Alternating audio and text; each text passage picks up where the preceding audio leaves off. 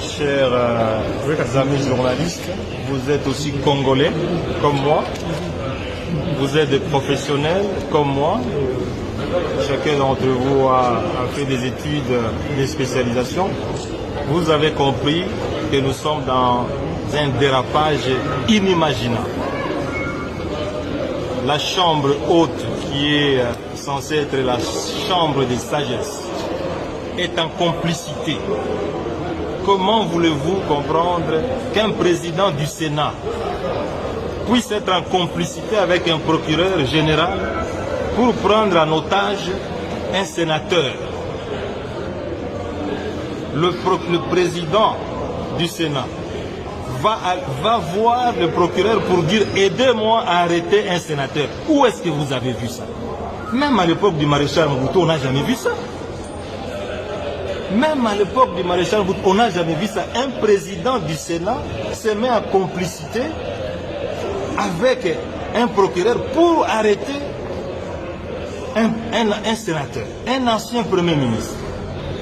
Où est-ce que vous avez vu et dans quel pays la Cour constitutionnelle, qui est l'instance la plus haute, prend une décision, un président du Sénat refuse de l'appliquer? Mais c'est inimaginable.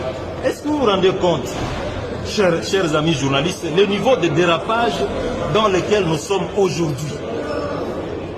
Ce qu'on appelle état de droit, un président du Sénat peut refuser de mettre en application une décision de la haute cour, tout simplement parce que ce que le président cherchait, qu'on puisse condamner M. Matata, n'a pas été appliqué.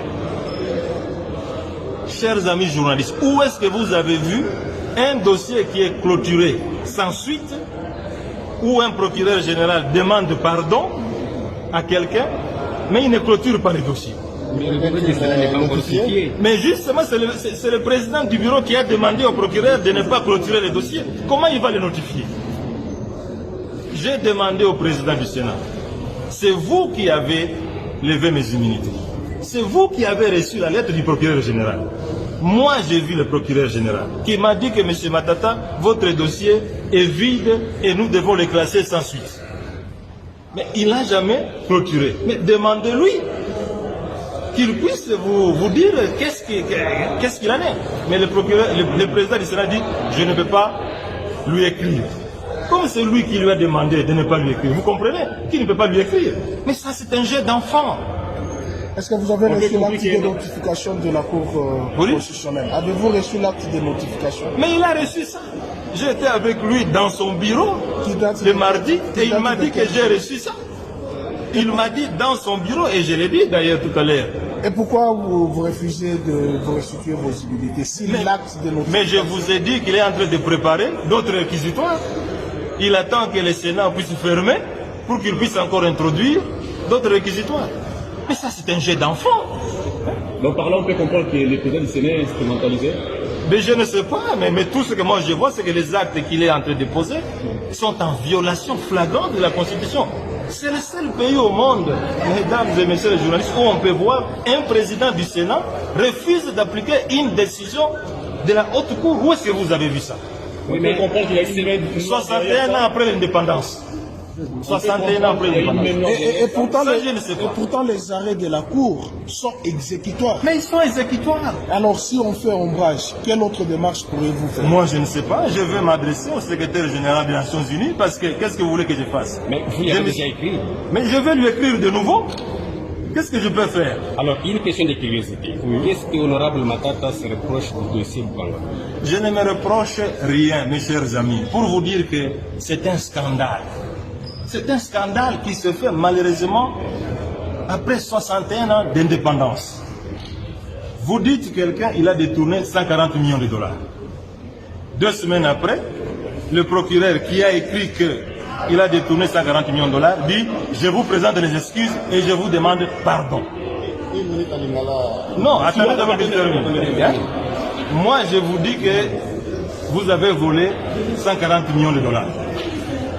2 semaines après, je vous dis pardon. Est-ce que c'est sérieux? Dites-moi, est-ce que c'est sérieux? Aujourd'hui, on paye. Deuxièmement, Boukangalonzo. On dit M. Matata a détourné 204 millions de dollars américains. Et on dit ceci, c'est M. Christophe Grobler, qui était le gestionnaire du parc agro-industriel, qui m'a remis ça. L'inspecteur des finances, Gilles Alinguite, les confirme. Le procureur général, Jean-Paul Mokolo, les confirme. M. Christophe Grobler arrive ici à Kinshasa. Ça fait 1 mois et demi qu'il est ici. L'inspecteur général des finances le fouille. Le procureur général le fouille.